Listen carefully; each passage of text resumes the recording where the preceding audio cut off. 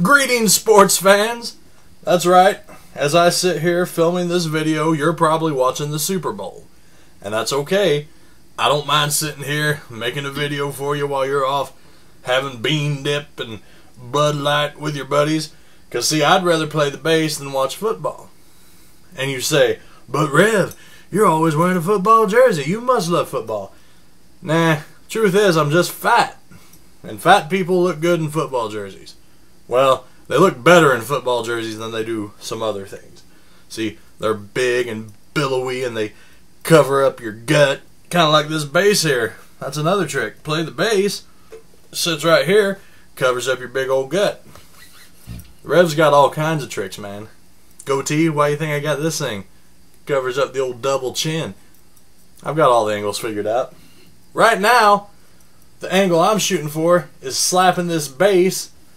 And we got a few things in here we haven't done yet. Some exclusives to Reverend Dirk's Bass Cave here.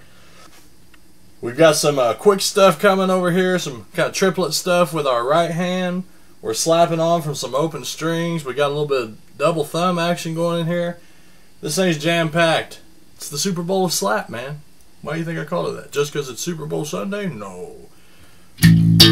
So, we're going to do like a A octave, root, octave, pop, like we always do. Simple. But we're coming up with this triplet thing that I was talking about. It's a little dicier. What you're doing is you're coming down with your clunk, slap, whatever you like to call it. And then you're going to be giving a couple of plucks. And I find the easiest way to do this is kind of come down with your slap and just roll your hand ever so slightly. And that's going to kind of drag your middle finger across without you having to do a whole lot of work with the finger. And then your first finger should just follow right behind it. And then you're coming down with that, slapping on your F sharp to the G.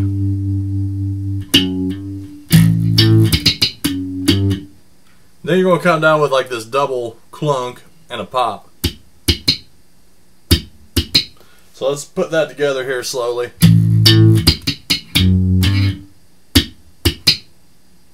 Then, so another root and octave, double clunk and a pop. And then, we've done this before, it's been a while, but we're just hammering on from an open A.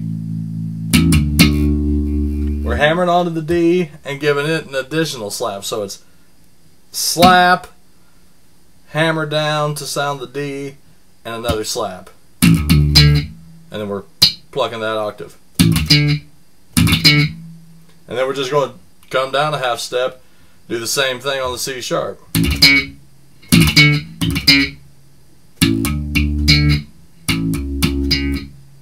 So, yeah, let's see if I can do it.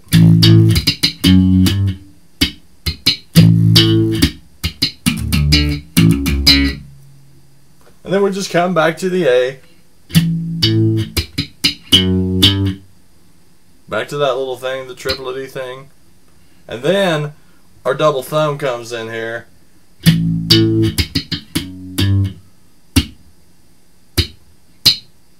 Cluck, cluck, pop.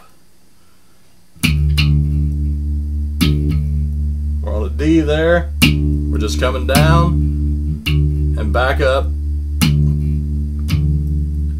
Doing the same thing on the A. And then we're coming to a C. And then back to the A.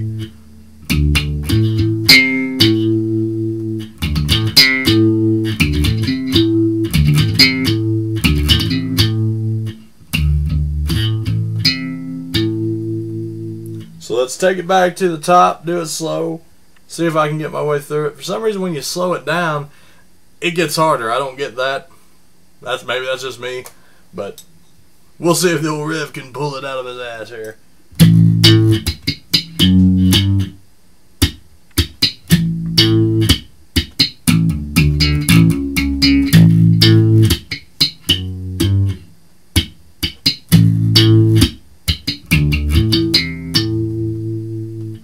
That's pretty much it there.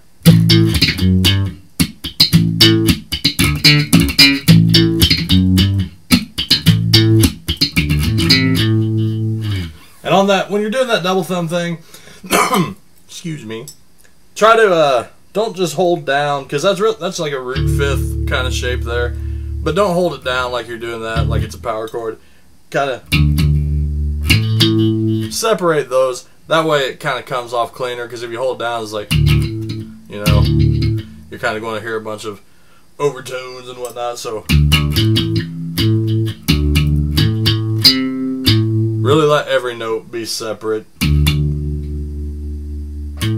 Let off and just, and then. So that's pretty much the riff there. There's a couple of things that, or at least one major thing that I noticed recently that I've not addressed, and I probably should. It's not like a technique or anything. It's just a good rule of thumb is when you're practicing this stuff, you'll notice I'm sitting down, you're probably sitting down, and that's cool. You get it down, and you feel good about yourself. But most of the time, we don't play sitting down, right? We play standing up, got our strap on. You could play sitting down on a stool out at the gig, but you look like James Taylor or something lame, and you don't want to do that. You want to look cool and rocking, so you're going to stand up. So once you've got it down, stand up and practice it standing up, because it doesn't seem like it makes a difference, but it does. I mean, when you're sitting down, your hand's at one angle, but when you stand up, your hand's going to be another angle. I don't know, unless you wear your bass up here, you know, most of us wear it kind of down around our crotchal region, and that's going to put your hand at a different angle. So practice standing up. That way you know that you've got the feel for it when you get out to the gig. The last thing you want is to woodshed something here in the old cave and get out to the gig and realize, oh shit, I can't play it anymore. So that's just like a little turd of wisdom from the Rev here. Use it if you'd like. Either way, that's your lesson. Come back. I'll have something different. Peace.